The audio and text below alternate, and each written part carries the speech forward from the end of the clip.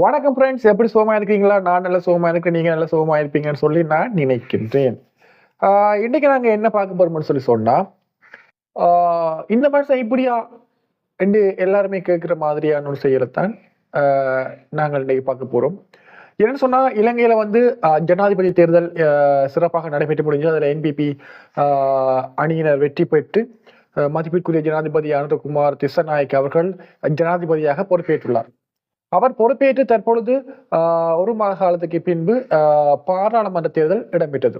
அந்த வகையில் யாரும் எதிர்பாராத அளவில நமது ஜனாதிபதி அவர்களுக்கு மக்களுடைய ஆதரவு மிகவும் சிறப்பாக வழங்கப்பட்டுள்ளது. அந்த வகையில் 139 மேற்பட்ட ஆசனங்களை என்பிபி கட்சியினர் பெற்று 3-2 என்ற விகிதாசார அடிப்படையில் ஆட்சியை அமைத்துக் கொள்கின்றார்கள்.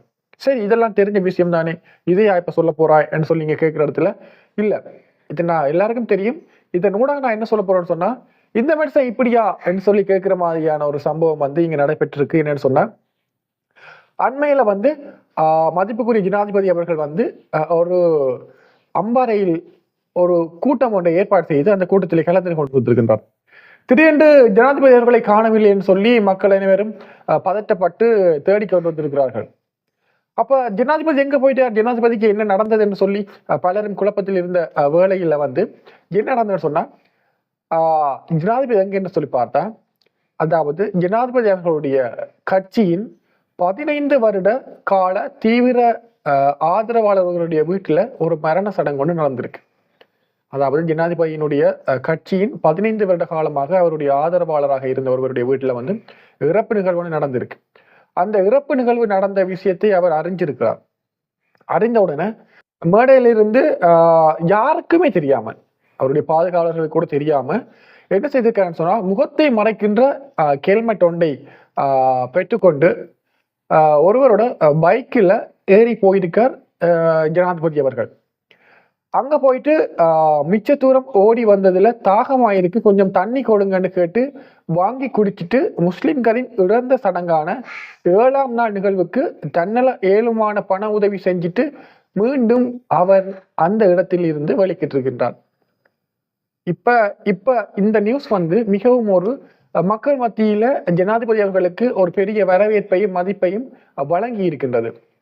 ஆக அந்த செயல்கள், இந்த செயல் மட்டுமல்ல, அவருடைய பல விடயங்கள், பல அறிக்கைகள், பல செயற்திட்டங்கள் வந்து இலங்கை மக்களுடைய மத்தியில் மிகவும் ஒரு வரவேற்பை பெற்றிருக்கின்றது. ஆகவே அவருடைய இந்த பயணம், அரசியல் பயணம், அதை சார்ந்த மக்களுக்குரிய பணி பயணம் சிறப்பாக இருக்கும் என்பதில் எந்தவித ஐயமும் இல்லை என்று மக்கள் மனதில் ஒரு நம்பிக்கையோடு மலர்ந்திருக்கின்றது.